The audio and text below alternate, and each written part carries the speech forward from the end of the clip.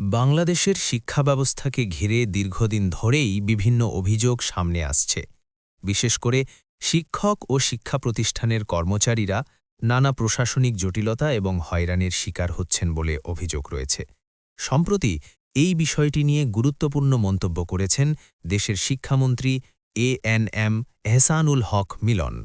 শিক্ষামন্ত্রীর মতে সরকারি ও বেসরকারি অনেক শিক্ষা প্রতিষ্ঠানে কর্মরত শিক্ষক ও কর্মচারীরা বিভিন্ন কাজ সম্পন্ন করতে গিয়ে অনেক সময় ঘুষ দিতে বাধ্য হচ্ছেন।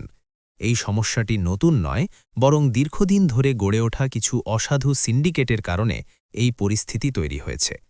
শনিবার শিক্ষামন্ত্রীর মিডিয়া সেল থেকে দেওয়া এক বার্তায় বলা হয়, অনেক শিক্ষক কর্মচারী তাদের প্রাপ্য কাজ সম্পন্ন করতে গিয়ে অপ্রয়োজনীয় জটিলতার মধ্যে পড়ছেন।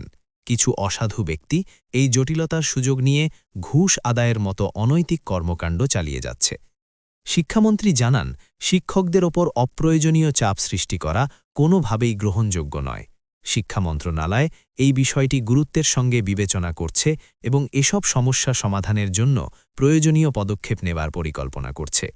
তিনি আরও বলেন, ভবিষ্যতে শিক্ষকদের বিভিন্ন প্রশাসনিক কাজ নির্ধারিত সময়ের মধ্যেই সম্পন্ন করার ব্যবস্থা নেওয়া হবে।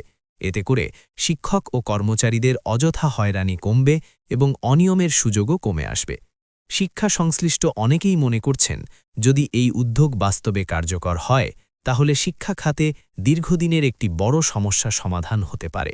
এতে শিক্ষক সমাজের মধ্যে আস্থা ফিরে আসবে এবং শিক্ষা ব্যবস্থায় স্বচ্ছতা আরও বাড়বে।